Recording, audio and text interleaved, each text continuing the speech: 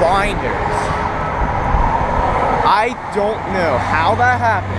The trailer was latched and managed to come disconnected in the fast lane. Luckily, the diesel tank has a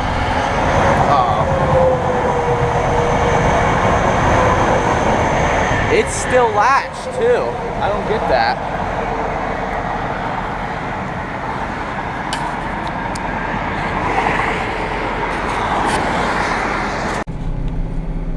Okay, so I guess I should explain what happened earlier, assuming I posted the video, which I'm not sure if I will yet. So basically, what happened was, still can't believe it happened. When you're running around, working 12-hour days, running with like your tail's on fire, trying to get jobs done, things happen. Number one, I pissed off a customer doing that, which, oh well, get over themselves. Number two, I hooked up the trailer in the dark under the lights of the Bobcat, which was sitting on it. Hooked up the chains, hooked up the lights, did all that, hooked up the brakes. Well, apparently, hooking it up in the dark, I put the pin in the wrong hole. So it wasn't latched. Which I come to find out after I looked at the trailer. Initially, I thought some just catastrophic failure because it took so long to come off and the pin was still in, and I remembered vividly putting the pin in. Well, I put it in the wrong hole.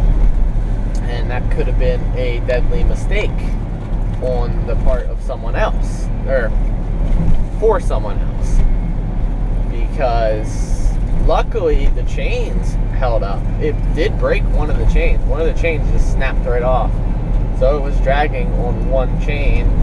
The brakes never did come on because the brake chain was about a foot longer than the drag chain, so it never got yanked, luckily, because I don't know if what that does when the emergency braking comes on. So what happened, I'm going down the road, I hear a thump and then a decently loud noise. Look back in the mirror, spark, like cloud of sparks and smoke everywhere. I'm like, okay, something just happened. I didn't know what at the time, so I braked decently hard, and then wham, the trailer hits the back of my truck, the weight of this everything, so it hit really, really hard because it was no longer hooked. And I'm like, oh crap, I don't know what that was because the truck's wider than the trailer. But at that point, I'm like, I need to get off on the berm as soon as possible. And that happened in the fast lane, going about 70 miles an hour. So surprisingly, there was no damage to the trailer at all. I still don't quite understand that. The only thing that happened was the weight on the bottom of the jack is basically ground off from 70 mile an hour, several thousand pound weight force down on it. Didn't bend the jack, just kind of ground it off. I think the chain broke, but considering what happened, that's not really any damage. And I'm also lucky it didn't puncture my tank because the tongue was up bouncing around under the truck. It didn't hit anything. The diesel tank has steel plate protecting it, luckily. And that's about it. But just working too many hours, not focusing on what you need to be focusing on getting it done right and getting it done quickly, ends up causing little problems like that. Now, it happens to everyone, unfortunately, like it or not. If you say it never happens to you or never will happen to you, then you're just flat up a liar. I'm not just saying a trailer coming off, but stupid things that were caused by you that could have and should have been avoided. It happens. Even the great Stan Genetic has lost heavy equipment off trailers going down the road before. He said that in one of his chaining down videos. That's initially what I thought happened. I thought the Bobcat came loose and I didn't know what happened. I just knew something hit really hard. And there was a lot of sparks. So luckily, It stayed hooked to the truck, and no one got hurt.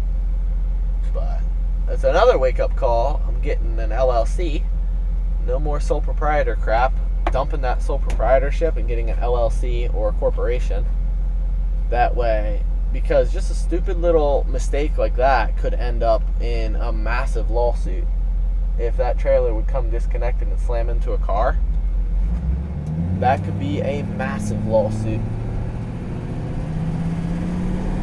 So, dumping that as soon as possible. But, yeah, assuming I post this video, thanks for watching, and subscribe, like, and comment. And let me know your disaster stories that should have, could have, and shouldn't have happened, but did. Leave them in the comment section. I'd be curious to hear about them, because I know there's going to be some good ones. But anyway, you learn from mistakes, and I can guarantee you that mistake will never happen again. Because once something like that happens, you remember that. Just like when I about broke my knee in a Bobcat, I guarantee you that's never going to happen again, because I'm not going to let it happen again, because it caught my attention very quickly.